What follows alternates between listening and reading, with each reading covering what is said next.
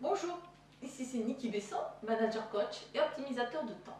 Dans les deux dernières vidéos, nous avons vu comment ne plus jamais manquer de temps. La première vidéo, vous avez vu comment recentrer votre énergie sur vos priorités avec la méthode POT. P-O-T. Dans la deuxième vidéo, vous avez identifié les voleurs de temps et appris à mettre en place des stratégies adaptées pour en diminuer l'impact. Dans cette troisième vidéo, je vais vous présenter une nouvelle stratégie et 7 clés pour reprendre le contrôle de votre vie. La stratégie gagnante, qui repose sur la règle de Pareto, des 80-20, et les 7 clés. La première, c'est comment proscrire le multitâche. La seconde, optimiser votre rendement. La troisième, stop au gaspillage. Votre temps vaut de l'or. La quatrième clé vous montrera comment on peut prévoir les imprévus. Dans la cinquième, vous vaincrez la relativité du temps. La sixième vous permettra de stopper la procrastination. Et la septième, vous trouverez comment être 100% efficace dans votre vie. Voici donc la stratégie gagnante. Pour cela, il faut adopter la règle des 80-20, la fameuse loi de Pareto. Ce ratio a été mis en évidence donc par Pareto. Nous l'avons déjà évoqué dans la vidéo des voleurs de temps, si vous vous rappelez, qui était la vidéo 2. Elle se traduit comment 20% de vos activités génèrent 80% de vos résultats. Il faut donc identifier, et c'est indispensable, ces 20% et les gérer en priorité. Dans les 80% restants, faites le tri. Supprimez le superflu ou réalisez-le à temps perdu ou déléguez si vous pouvez. Cela vous permettra d'avoir moins de stress, de ne plus avoir de retard et avoir enfin du temps pour l'essentiel. Voici donc la première clé, proscrire le multitâche. C'est le syndrome des temps modernes. On est incapable de rester plus de 20 minutes sur une activité. Cette loi s'appelle la loi de Carson. Elle nous fait perdre beaucoup de temps. Pourquoi? Parce que on s'arrête, fait une tâche, on fait autre chose, on est déconcentré, on perd son temps. Il faut absolument adopter une chose à la fois.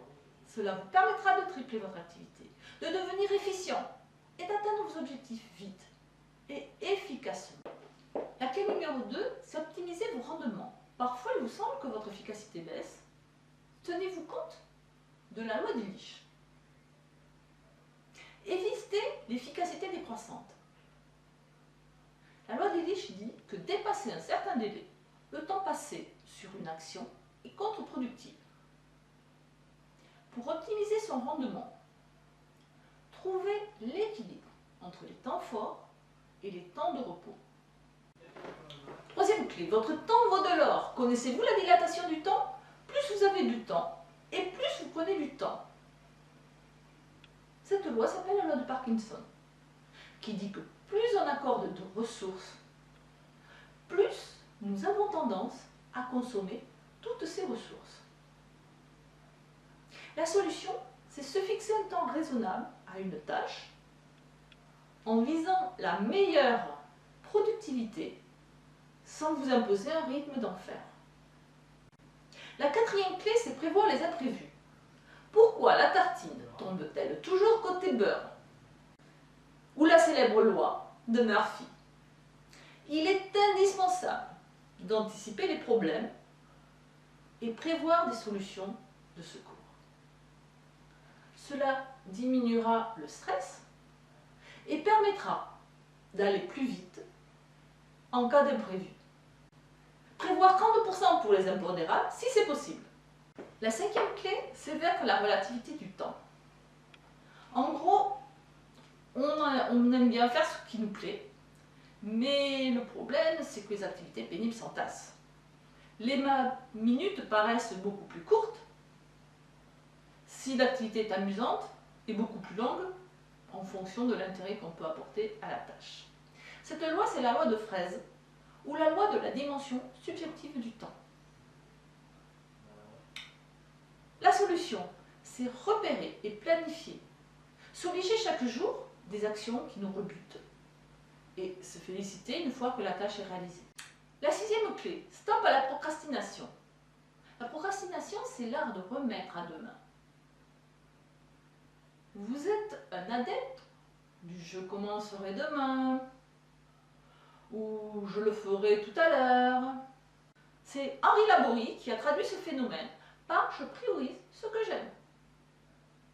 Une des solutions est d'avoir son agenda sous les yeux et de suivre pas à pas toutes les actions que l'on avait prévues. La septième clé, c'est comment faire pour être 100% efficace. La solution, c'est de respecter vos rythmes biologiques, d'identifier les signes de fatigue.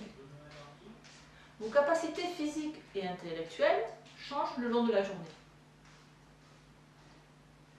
10 h du matin et 17 h l'après-midi sont par exemple des moments où vous êtes au top de votre forme.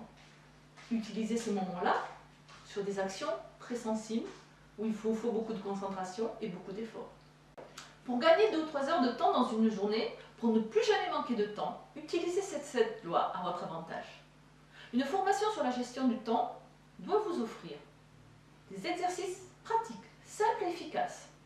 Il est indispensable d'avoir des réponses personnalisées à vos questions, car chacun est particulier. Mettez en pratique, posez vos questions. Avoir les connaissances ne suffit pas, il vous faut passer à l'action. Appliquez les solutions préconisées dans ces vidéos, faites les exercices, posez vos questions, faites des commentaires. Je pense mettre en place l'année prochaine une formation qui répondra à ces critères avec des séances de coaching et d'accompagnement personnalisé via Skype ou en direct.